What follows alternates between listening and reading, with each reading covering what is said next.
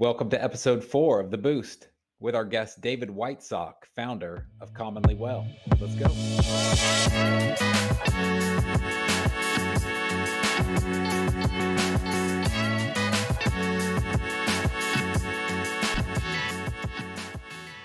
Welcome to episode 4 of The Boost, conversations with people promoting mental health.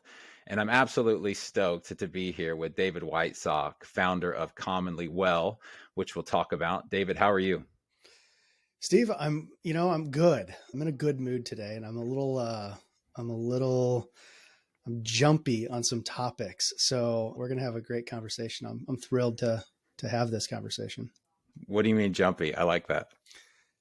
I'm just, there are things that are irritating me in the world today. And so I'm ready to just pounce on a few things. I don't often get the chance to. I used to live in a very opinionated world in my previous career. And so, I'll try to be within reason, but there's just a few things that especially on our topic list, that I'm just like, I'm ready to hammer through. Cause I know you love to dig down into the weeds and throw a few layers back. And so, I'm jumpy. I'm ready to get into it. Jumpy. Yeah.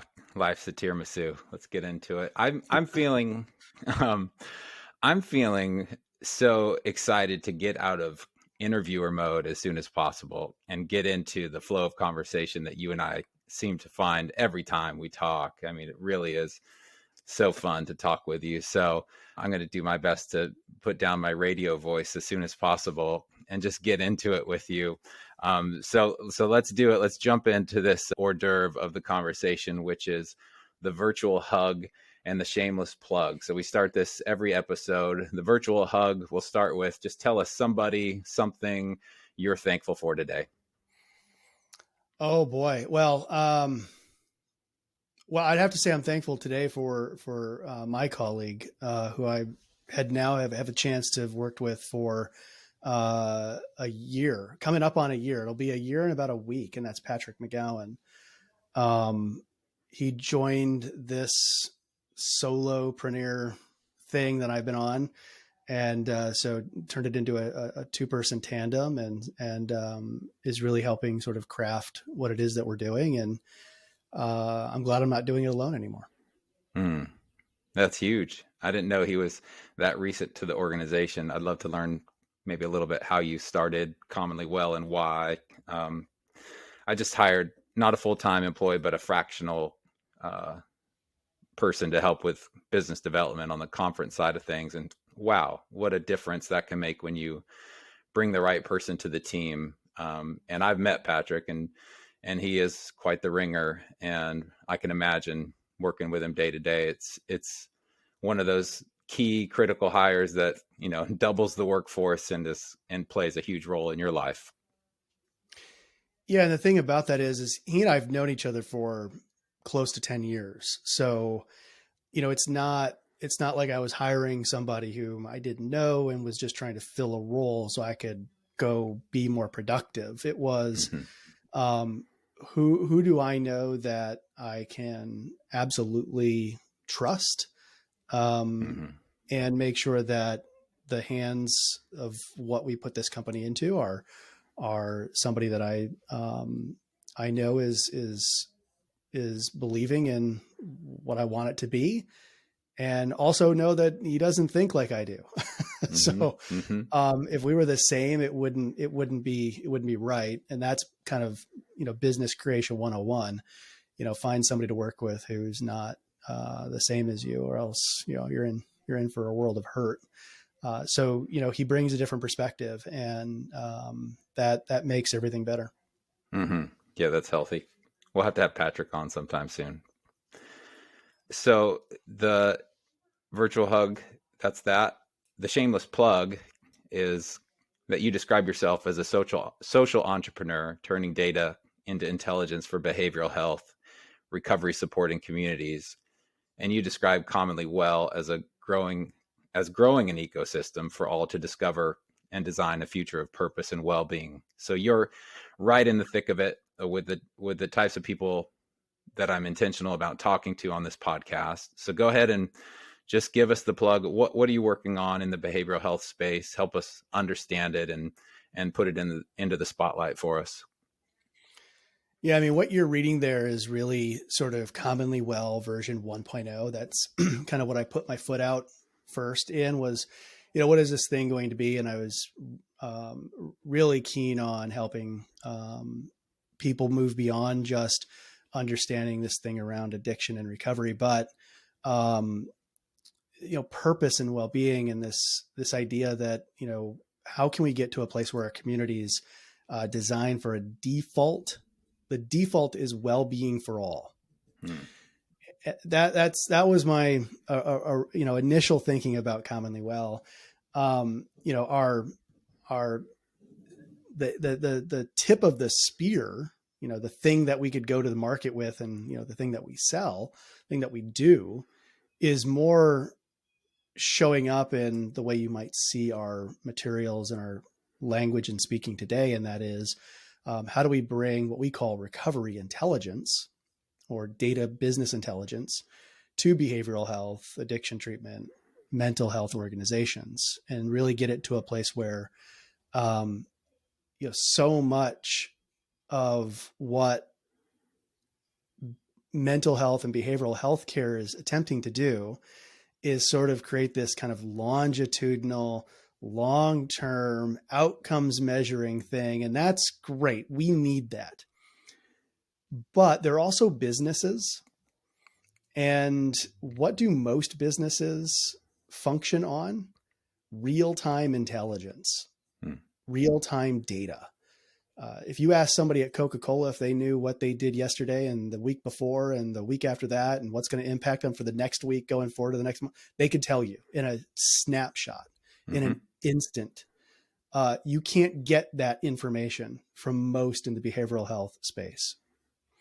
And so that's really what we're trying to do is speed that up and make it much more real-time business intelligence-y, except knowing that the people where the data is coming from are patients, clients.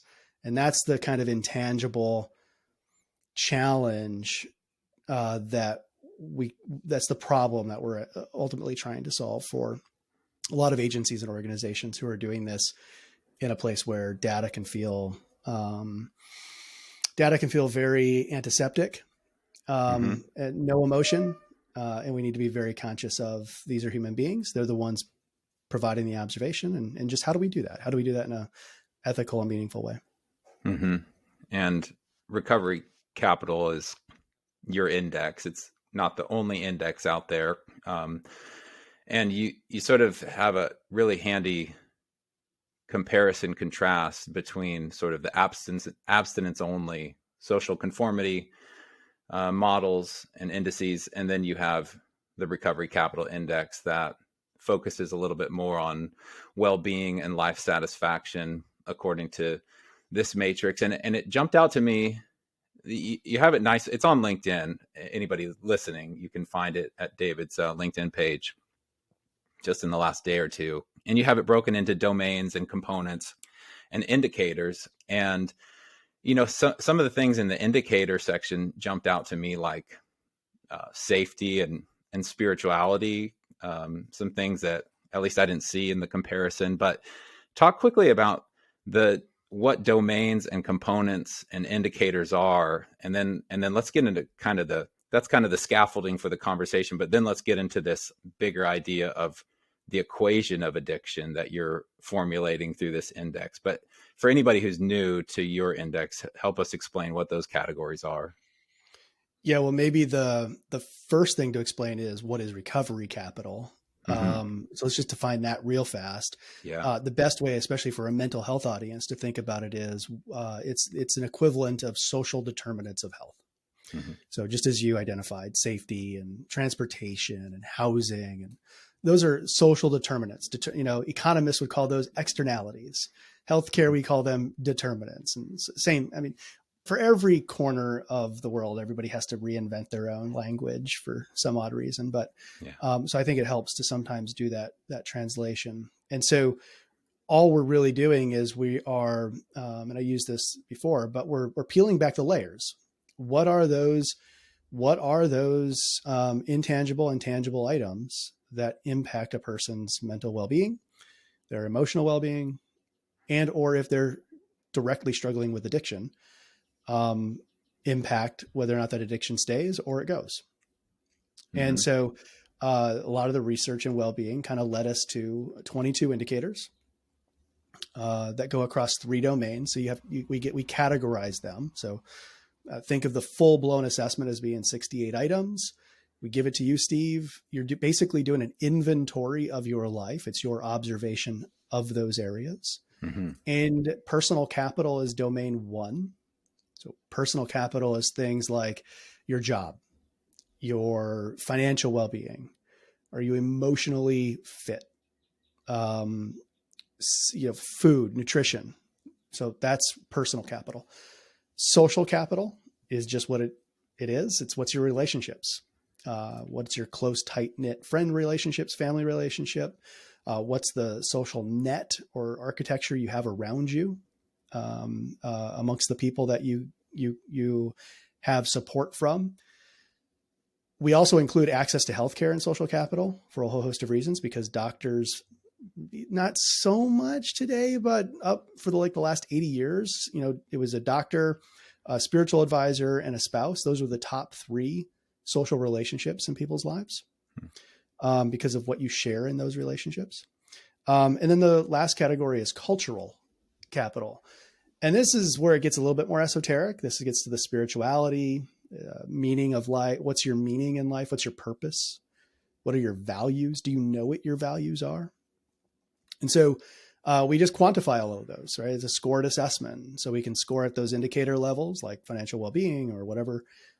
We can roll them up into components, roll them up into the domains. But then, Steve, you would have, a top level score, and that allows us to sort of quantifying qualitatively and quantitatively engage in that person's well-being. And do I understand that part of the need for this index and creating the index is 1, better data, but 2, from the Centers for Medicare and Medicaid Services, or CMS, we're still just barely shifting off of sort of a fee-for-service model into value-based care. And as I understand it, and correct me if I'm wrong or help me understand, there's a big gap when it comes to the types of information that we can collect in a consistent way across experience between a patient and a provider. And so is some of this recovery capital index structured simply your solution for filling the gap that's there, or what do you kind of help me think? Is that the right approach, or are you kind of building on what they're suggesting or requiring and then adding because you see the value in the data? Yeah, I mean, the fee for service challenge is one in of its own, right? I mean, if I'm a doctor and I get paid for, the number of people that I serve in a given day, that's my incentive. I want the most people to come through my door, right? Yeah.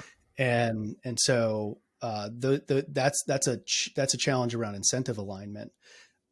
Within that too, especially for those that operate in the mental health space, is you're really operating around an individual's symptoms, right? I can't really help you as a clinician if you're, 1, not diagnosable, and 2, there aren't symptoms for me to operate with. And once those are gone, what am I doing with you, right? So there's no longer a relationship that we can have there.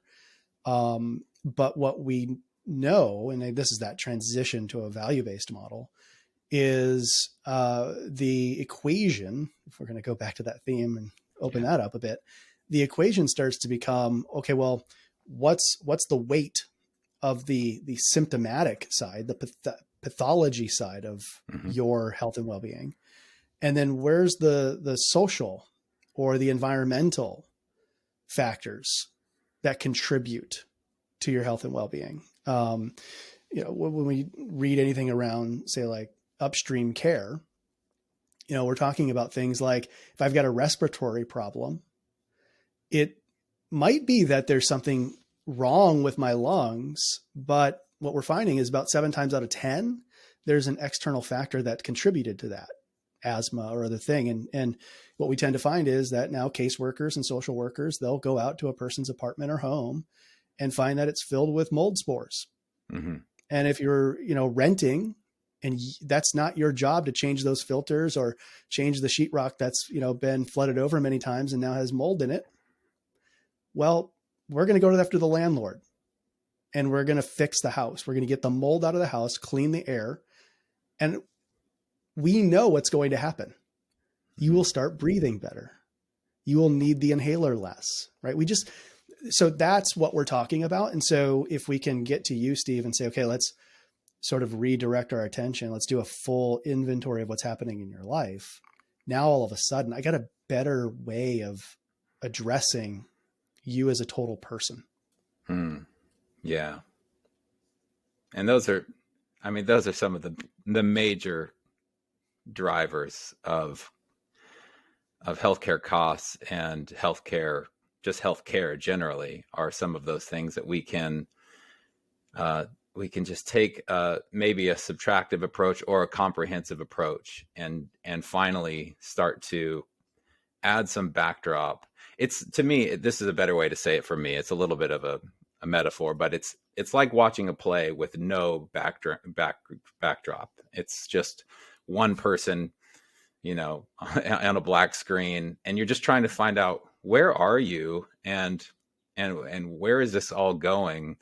And there's no other characters in the whole play. And so it's like waiting for Godot practically. It's like, well, what am I doing here? What are you doing here?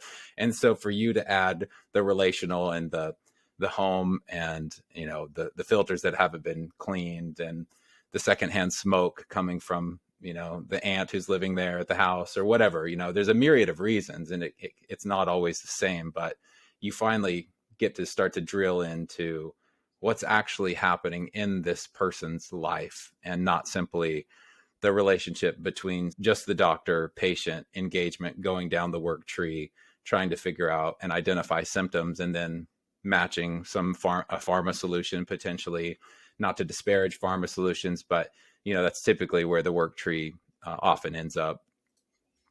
Yeah, I mean, we're and I don't mean to demean anybody that's doing this, because it sometimes becomes the nature of the job, but we're basically searching out the ICD-10 codes. I look at Steve and I see 20 or 30 codes I can apply to you as you came in today, and that is typically what happens when you go into a hospital or you go into a clinic right now. And that's important, because that's that fee for service system, right? The more I can attach to you, the more I can get reimbursed. And the more of that I can do within a shorter period of time, the better my revenue output is. And I mean, that's the business economics. Well, but none of that talked about the actual improved outcome of your life. And I think that's where we need to shift the conversation. So what we've tried to do, and again, it's through an old school kind of way, is we just put a questionnaire in the middle of it. And we're getting you to tell us what's your life like? And are there things that we can sort of hone in on and say, okay, yeah, these are the risk factors that are most likely contributing to your inability to get well. And then these are the resilient factors. Or if we want to take it even further than that, these are the factors that are making you anti-fragile. That's the one step above resilience. And if we can get there, then we're doing something. Right now, we've really moved you along a progression of thriving and flourishing, and that's really what we should be focused on as healthcare providers, not keeping you in a dependent system of care. Yeah, and to go back to your point about incentives, fewer things more valuable than watching the money and talking with people with skin in the game. And you mentioned anti-fragile, and Nassim Nicholas Taleb is somebody I've read a lot of, and doing my homework this last week on you. He could be a little jumpy. He's got some opinions at the long tail of both sides of things. So I'm not forgetting that you you got you got some things to say. But he talks about, if you go to a doctor, don't ask don't ask what you should do. Ask the doctor what they would do if they were you. Or it's the same for financial advice. Only ask an advisor, what are they doing with their money? You don't need to ask them what to do with your own money, because that's where the incentive structure is really at its roots, and that's where an MD can be so incredibly valuable, especially if they procrastinate a little bit on the going down the workflow, and talk with you about your life. And it pays off in business ways. I mean, I think, let's see. Yeah, Malcolm Gladwell did that study on doctors with bedside manner who hung out in the room like an extra 5 minutes or something like that, and they were sued tremendously less than doctors just going through as quickly as possible. So, there is actually a business case to be made, but it seems like it's hard to make. It seems like there's been reticence to pay for mental health and access for all and well-being for all. It doesn't seem like the market has fully woken up to the opportunity that exists, because I don't know. I mean, you tell me. It's just kind of just what it seems with the struggle for payers, but like we're making strides, but it's not there yet. Yeah, I mean, so this is where I can get jumpy because I have a theory on this. I think the healthcare system isn't getting there, and the mental health side of things is falling by the wayside. It's collateral damage in this issue because there is no true consumer reaction to what healthcare actually provides in terms of care. Meaning, you and I are a little bit different. Let's say for the majority of the United States, most people get their health insurance coverage from their employer. It's something like 60% of people, that's how they get their insurance, right? And so, yeah, they don't really pay a premium. Their employer pays it for them. So you've disconnected the consumer of the service or the good from the provider of that good. And I can say all I want to my provider about a better experience, being treated better, but I'm not the stakeholder. Mm-hmm. The insurance company has a stakeholder relationship with the employer, not the employee. Yeah. I'm just a downstream beneficiary. I don't matter. And so if you take this into a historical pose, why do we all watch Netflix and Hulu now? It's because consumers were sitting down in front of their television and realizing in real time that their cable box of 355 channels, which the cable companies said we wanted, we were like, wait, I watch 4 of these channels. I watch ESPN. I watch NBC. I watch Comedy Central, and that's it. Why am I paying $200 a month for this? And so people were unhooking, right? They were getting rid of their cable boxes and they were just watching Netflix. And so the market responded. And now all of a sudden HBO and Paramount and all the ones and Comcast and all these others who used to be the cable providers are now streaming providers because consumers spoke. We haven't got to that place yet in healthcare. And I don't know when it's going to happen. I don't know how it's going to happen. I don't know how consumers actually make this argument, because it's really hard especially for like therapists and mental health providers in particular, to just say, you know what, I'm a cash only provider. I'm going to only cash only. And I'm going to pretend like I'm a restaurant and I'm going to have a menu of options and people will come in and just pay me out of their pocket. But that's hard when that same consumer also has insurance, which should cover their health care, right? And that's the disconnect. And there's only one group of people, probably like 30% of the the American population, that could say, you know what, yeah, I know I pay, $1,800 a month in premiums, but I'm going to go pay $500 a month because my mental health matters, and they have that discretionary income to do so. And so, I think that's the big, huge, hairy problem that just nobody is really getting after. And consumers just simply don't have a voice, because we're not called consumers. We're called patients. We're called beneficiaries. We're something else. We don't have direct market action in healthcare. And I think that's a massive problem. Hmm. Wow, there's so much there, including to go from the start, the premium idea that the company is paying the premium, which is really simply a mitigation against risk.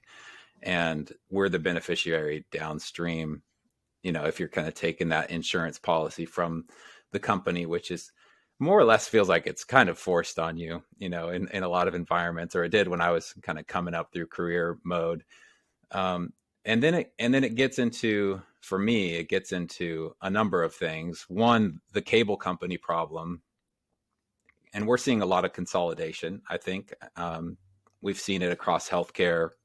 We've seen health systems kind of in a land grab and a national movement, even across maybe a specific service line.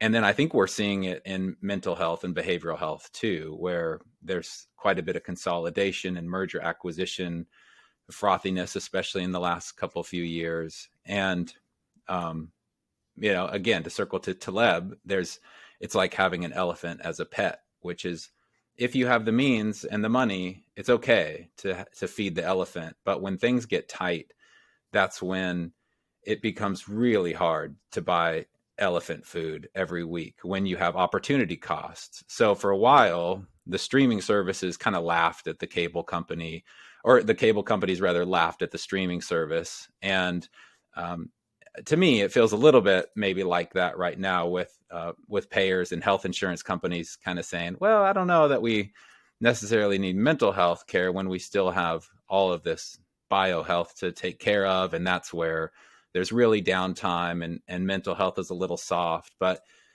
it just seems like we have it backwards to me in that regard. When I look at my own life, when I look at my own experience, and I start from there, instead of trying to boil the ocean with the world, and knowing that I'm an individual and different than other people, to wrap, the concept of agency to me has become more and more important, which is, how much can I do for myself with the intent, based on my own incentive structure and selfishness, to be as good as I can be. And there's something there on the vertical and the individual, but you mentioned something about the need or responsibility for a community mindset when it comes to approach. Let me go back to the note real quick. Yeah, you mentioned it as collective responsibility versus personal responsibility. Talk a little bit about that. That was fascinating to me. Yeah, this is a hard concept, I think, for a lot of us in America to spend time in, because we have a very individualist orientation. And as I was going through the process of trying to create an assessment to measure well-being, I was very fortunate that I got to go spend some time in Denmark and with the people at the Happiness Research Institute. And so, when you go and sit in a culture which is much more community oriented, Mm-hmm. and you just like sit at, go up into the balcony and just watch for a bit. How do these people live, as opposed to reading something that's biased one way or the other, but just actually go there and watch it. You start to really understand that the way people tend to live in communities that are more community oriented is it's much more hyper local. It's hyper local because what happens is you get into greater relationship, more intensity of relationship with fewer people, which allows you to know people. And when you know people, you build up your social capital. When you have more social capital, you have more trust. When you have more trust, people will start to take care of one another in ways that you don't plan for. So for instance, I had never experienced this before, and it blew my mind. I'm going to a coffee shop to just sit down and work, because I'm an American, and that's what we do. And there's nobody in the coffee shop, but there's a group coming out, and it was two women, and outside the coffee shop was a stroller with a baby in it. And my mind, just like I just froze. I'm like, what's happening here? There's a baby out and there's no adults around. And I'm looking around and I look in the coffee shop and I'm like, it can't be those two women. They left their kid out here. And sure enough, they just came out happy as clams. They got their coffees and Danishes and they grab the stroller and they just move on down the street. And I didn't know what to think about that. Well, I'm even a foreigner, but they have great social trust in the fabric of their little local community that is okay. Mm-hmm. And so that's what I'm talking about. In an individualist kind of society in which we operate, we take it the other way. We say, well, look, Steve, if you mind your side of the road and I mind my side of the road, that'll have a net benefit for everybody. But in reality, that's not working out for us in our communities, in our country. It's not working out. We've got eroding social trust. And so that's what I'm kind of talking about when we talk about a community-minded approach versus something else. Okay. There's so much here. David. I'll try to process in real time.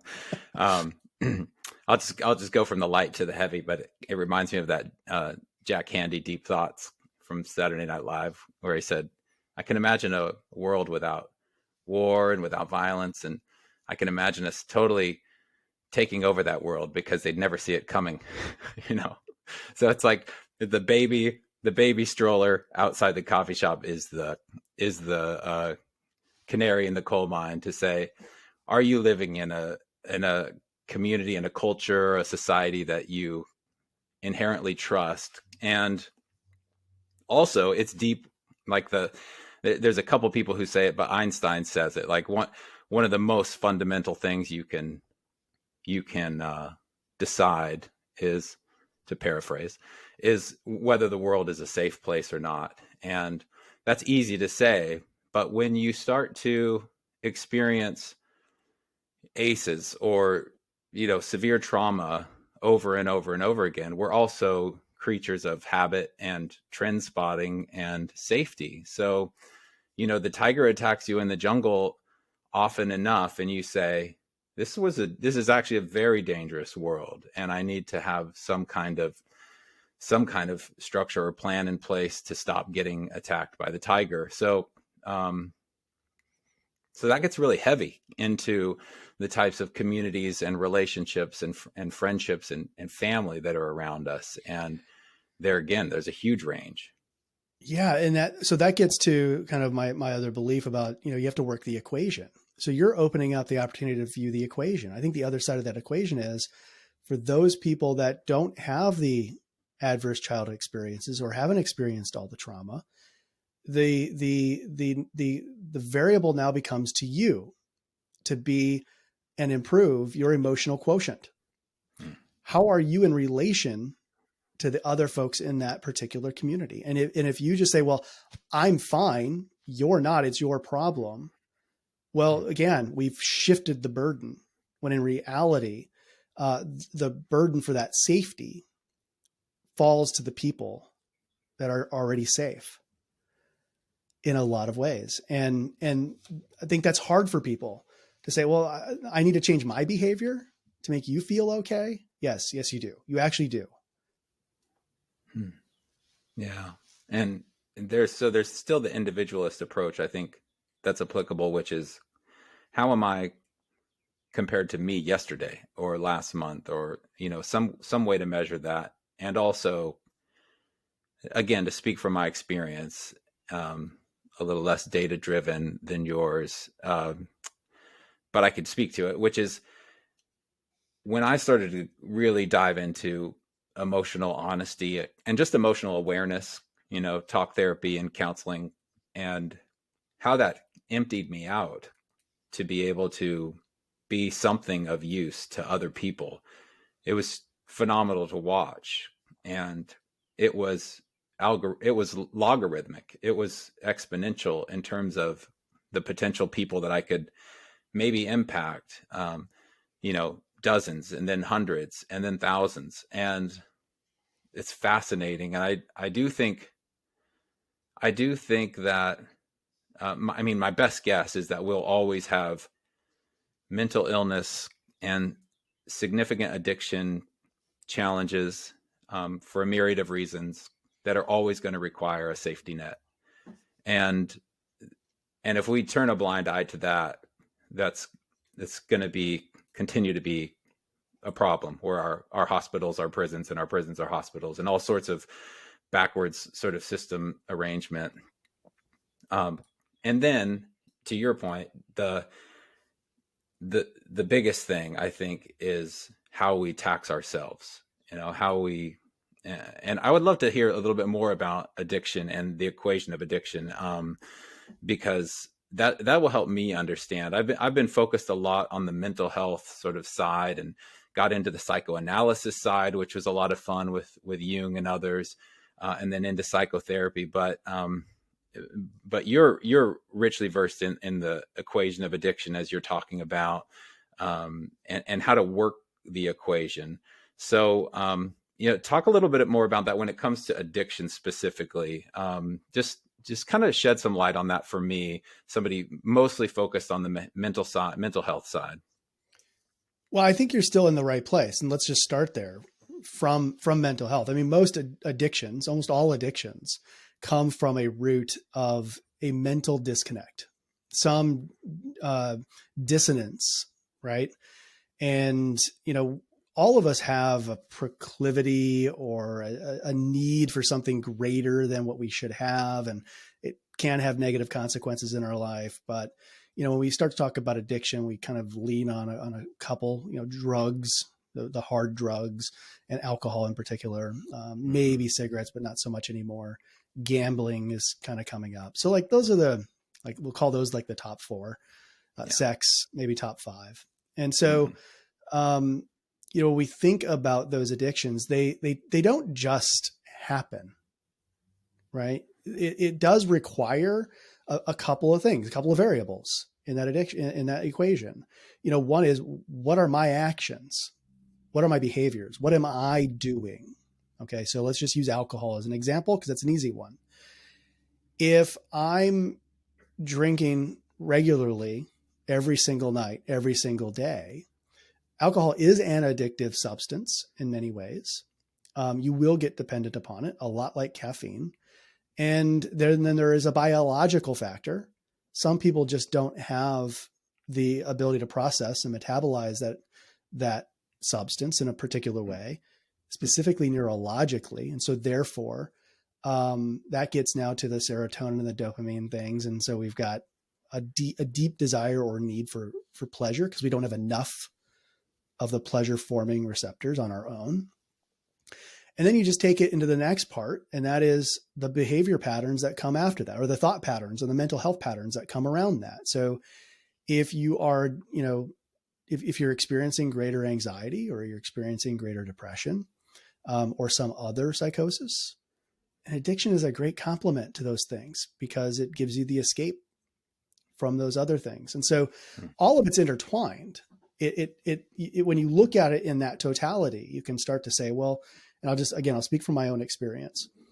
When I started to treat my anxiety, when I started to treat my depression, the addiction disappeared. It just went away. Yeah, I had to work through a new process of recovery, of living. I had to go through that process, because, when you spend 12 years deep into depression, deep into social anxiety, and deep into hard addiction, you've got to retrain a few things, right? You got to retrain how to live and how to process. And so that takes time. And I think that's getting at it, is how do you start to pull those things apart, as opposed to kind of what we do now. Steve comes in, I see that you have a problem with drugs or alcohol. Okay, I'm going to treat that. Oh, you've got depression too. I don't treat that. So you've got to go over there. And now all of a sudden we've pulled you apart. And that's a problem, right? I have you going in a bunch of different places, and one person is giving you a different strategy. Another person's giving you another strategy. They aren't cohesive. They don't match. And what do as a human? You're just like, I'm done. I'm going to go find the easy hedonic thing that I'm used to. That's just going to sustain me at a place of, what Talib would say. I'm just going to find a manageable, fragile state. Mm-hmm. I'll live in the chaos because I can live in that chaos. I know the chaos. The chaos is my friend. Mm-hmm. Mm-hmm. Everything else, these other people, that's chaos I can't control. And you're not helping because you're sending me in a lot of different ways. So that's kind of how I parse that apart. It creates challenge to talk about that because we get into a lot of people's different silos and territories and expertise, but you kind of almost have to do that. Mm-hmm. Yeah. For me, the intimidating part is the galaxy of the mind and what we don't know about the biology of the mind yet. So there's all of that, but that's thinking global. And for me, acting local was, okay, let's be brutally honest with myself and start on the mental health side. And I went in fully into this engagement with a licensed professional counselor thinking I was definitely in need of some medication.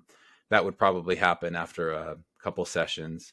And he blew me off so badly about that idea and went into some other factors that for me was a real solution. And I was surprised by that. And I was pretty ignorant about how the whole system worked at the time, 5-6 years ago. So that's interesting that while it's a complexity addiction, it oftentimes stems from either our sort of social relationships or lack of, or our hedonistic desires and where we have been maybe resisting or not resisting, and more importantly, where we've been maybe not tapping into our emotional and mental health like we could, in order to not treat a symptom, but get to the disease, or get to the real fundamental first kind of core root of it. Yeah. And this is where it gets really challenging when we start to think about it in the way that you and I are talking about it, because we're really talking about it on an individual plane. Mm-hmm. But if we step back and say, well, okay, there's 46 million people, according to the last NSDUH survey from SAMHSA, that says those individuals could walk into a therapist tomorrow or today and get diagnosed with substance use disorder at some level. 46 million of us. That's an enormous number. It's up like some 20 million from 2 years ago. I mean, it's huge. It is a massive increase. And so why is that? What's going on there? Is it just because we happen to find more people that, happen to have the biological marker for addiction? I doubt it. In my view, if you just step back and look at all the rest of the data, it's a couple factors. One, our environments are truly poorly designed. They don't maximize or optimize for our health and well-being. We are a individual car centric society. So we put ourselves in these boxes and we drive for hours to go from one place to the next. And you've got to go miles and miles and miles to go get basic needs. You talk to nobody. You interact with nobody except for pushing a horn, and there's stress and there's noise and there's constant motion. That's not the way that we should be living our lives. Mm-hmm. And so we do that. We have this constant drone of stress on us. Mm-hmm. And then we go into a big box store or a lot of these other environments, and there's a bunch of whizzing 4,000-pound machinery around us. More people are getting hit by cars today. More injuries are coming up, broken bones and traffic accidents are car versus pedestrian. And we're seeing an increase in fatalities between car versus pedestrian because cars are getting bigger and roads are getting less safe. And so we have all this stress that's coming upon us, right? And now we're spending more time on these things. We don't actually engage one-on-one with each other. And so we find escape, and we're Mm-hmm. looking for these things, and COVID didn't help. Right. Yeah. So, addiction's never, we're not going to, I always say, I want to solve addiction, but we're never going to solve addiction. Humans are always going to be addicted to something. Mm-hmm. That's a natural thing. We will experience addiction. Everybody experiences some form of addiction in their life, whether it's coffee or drugs Yeah. or something. And so, but what to go back to our friend, Talib, I think we can build for a robust or anti-fragile state, which requires us to rethink our built environment, our built systems, where we can eliminate stress. We can Mm-hmm. de-stress systems. Yeah. Or if we go to some other folks, if we think about sort of sludge, right? The behavioral economists, Danny Kahneman, Cass Sunstein, and Richard Thaler. Let's Mm-hmm. remove the sludge. Like, let's Mm. nudge people in new systems that go more towards a much more improved state. And now some might be listening to that and go, but David, you're talking about like some Jedi trickery, getting people to do things they don't want to do and removing agency. And I'm like, yeah, you know what? That happens everywhere in all the systems. We're being marketed to left and right. And so, if we work it out so that more of us are more healthy and well, Yeah. sign me up. Yeah. Uh, we're just gonna go full Taleb here, and he talks about you can only convince people who believe that the convincing will help them. So, um, Yes. there is there is there's this new passion that I'm on, because I'm trying to figure out what I'm doing. What am I doing with the boost? I'm pretty clear what I'm doing with the conference, but what am I doing with the boost in real time? It's this unfolding. Um, and I think I'm stumbling into it. To your point about the cars and the sludge, when I went to a silent retreat, total silence for a few days, talk about an emptying, talk about the most uncomfortable thing you can do is sit with yourself in silence. And it's so hard for us to do. And that's a fascinating point about that. Almost everybody, or everybody you said, has some sort of proclivity to some kind of addiction. And that reminds me of Jung and the shadow self. And even in the sort of, I was listening to this Alan Watts lecture, and how he says Jung had this glimmer in his eye that kind of let yeah, I'm a rascal too. I'm not this ubermensch. I'm just, this person just like you. And I can accept that in myself and accept it in you. But I lived in LA, and I drove the I lived in Orange County, south of LA. So I would commute into LA and talk about a dance, an 80-mile-an-hour dance. And what I would do is imagine the people in the road with no cars. And so all these people just hovering, sitting, and what they were doing. And that was the only thing that helped me keep my humanity with the people as I floated my Toyota Camry within inches of their bumper, and trusted that they knew the rules. And when somebody didn't know the dance, then it was hell to pay, some way, and usually bad or ugly. So, so that all takes me there, because LA traffic is you get into such a smooth dance, that when it goes wrong, then it's very fragile, like most smooth things, and it just blows up on you. So, and then to wrap sort of a response to what you were talking about, the sludge, when I came back from the silent retreat and started to go into talk therapy, and then into a writing exercise, it was like I was releasing sludge from my brain every morning, and it just builds up. And so nudging this sludge out of myself, what you said just absolutely resonates with me, and my growing passion for helping people clear out, and there's a state of flow, but it's not simply flow. It's like the subtraction of all the things that don't cause the flow is what we should maybe be more focused on in some way. And then the flow is the natural state.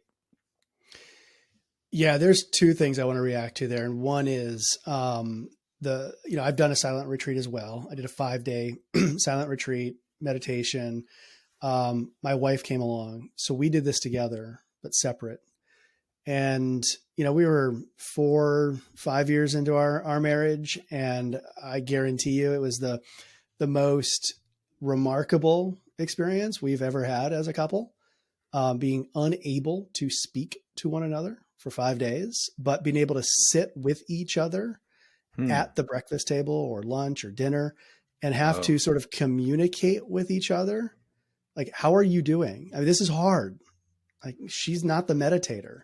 This wasn't her thing. This was my thing. I was bringing her to my world and trying to find out, is she okay? Right. Without words. That for a relationship, that was gold. It's paid off, continues to pay off, whether we talk about it or not. It's just built now into our relationship.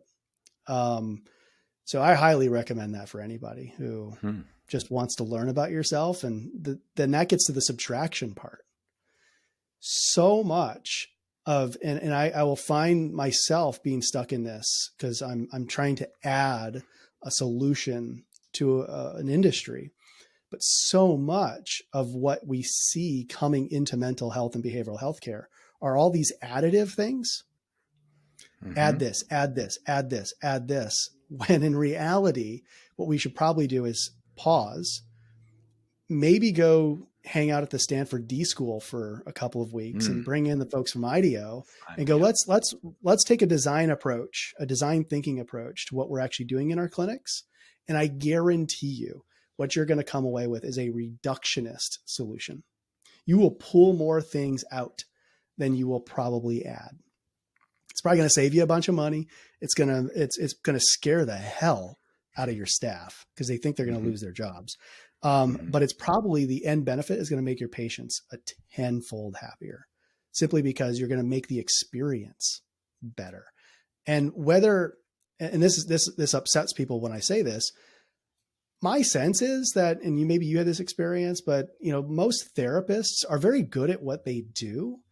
But when I go back and think about what tipped the scales, it wasn't necessarily one particular thing. It was a comprehensive experience that I got from where I went. So there's a lot of like placebo factors playing into account. Like, what was the space like? Was it set up in the right way? Did the lighting fit for me? Was the sound right? Was I distracted by anything or not? Did the people care about me? Was there dignity and respect in the whole process? Was I left with a good taste in my mouth from that experience? If you think about Daniel Kahneman and his work around, colon operations, because that's what he found is that, when you talk about the remembering self versus the experiencing self, that last few minutes of the experience, if it's not as painful, despite it's a painful experience, you remember it better. Yeah.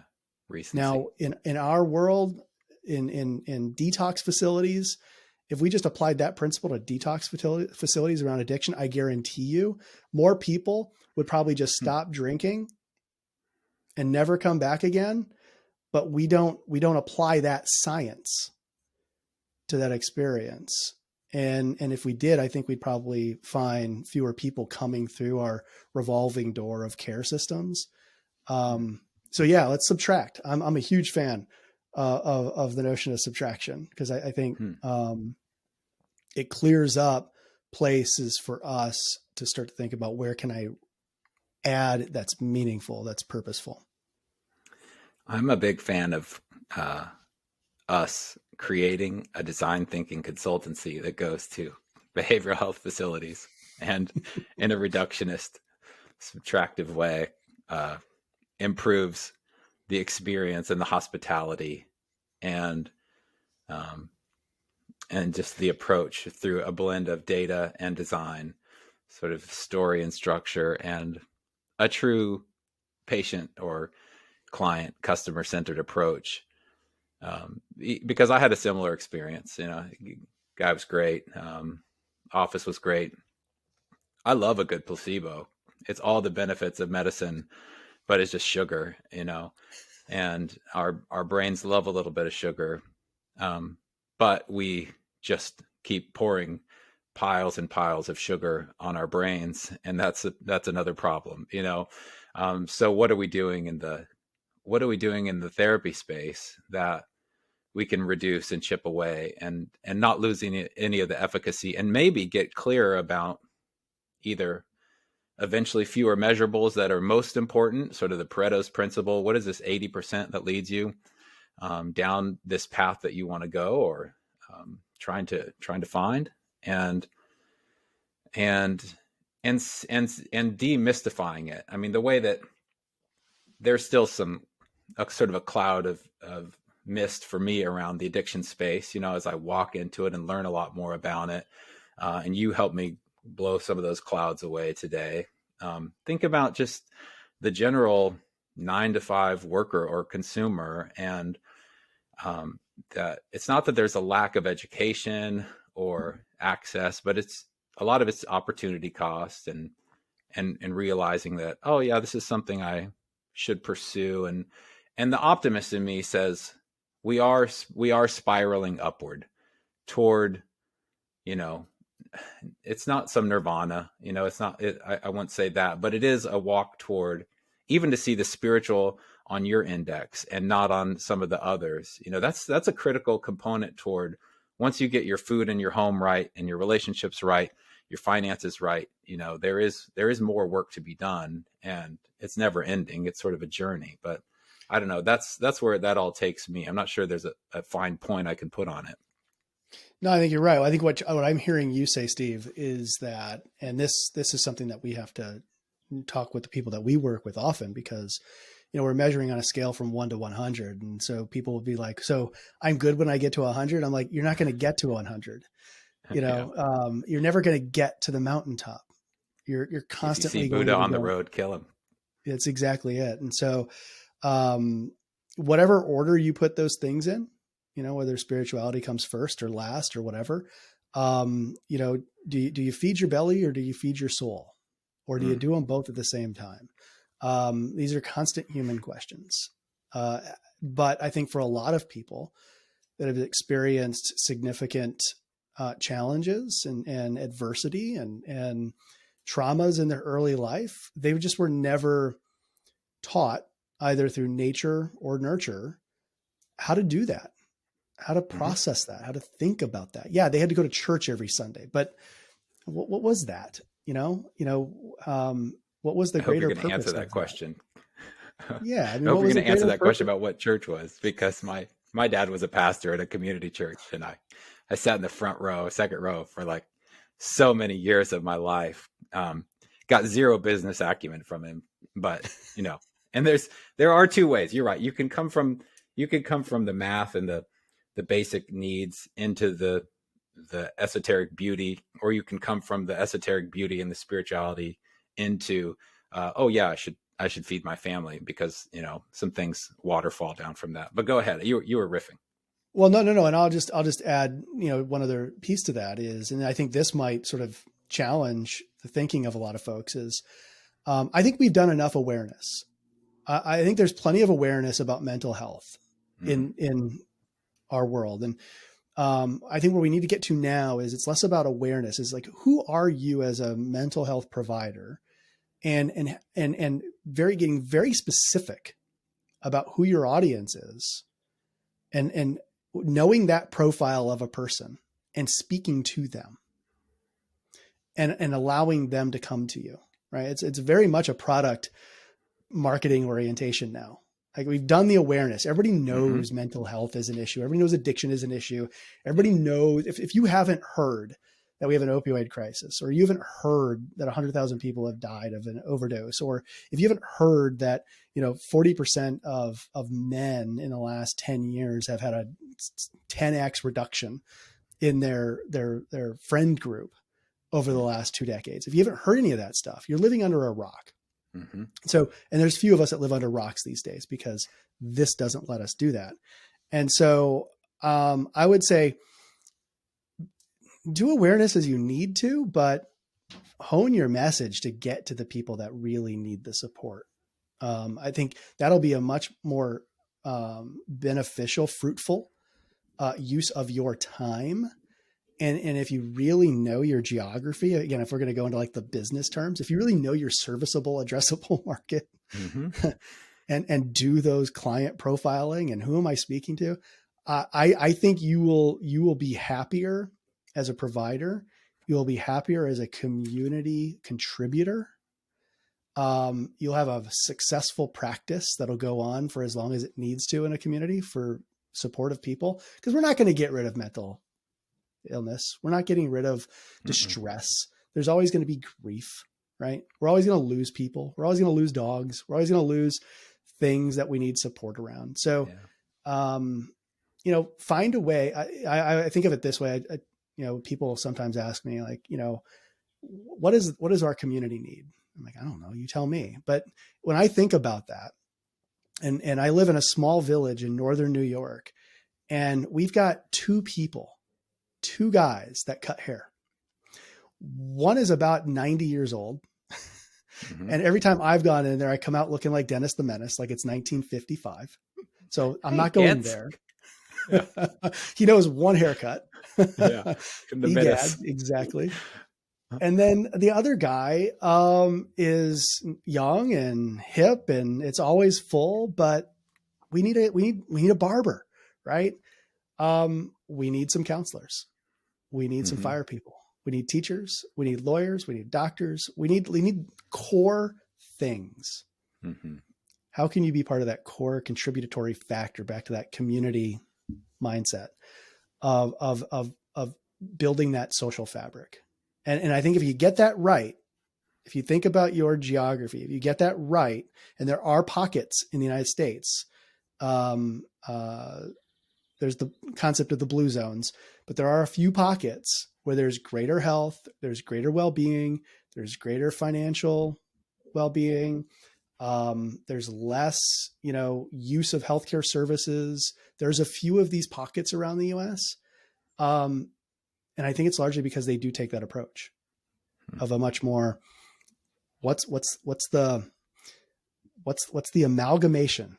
What's the algebra of this calculus that we all need to have for everybody to be able to thrive? And if you just think about that from your community, as opposed to like the digital health venture backed, I've got this thing that I have to scale at like 30x in the next 30 months.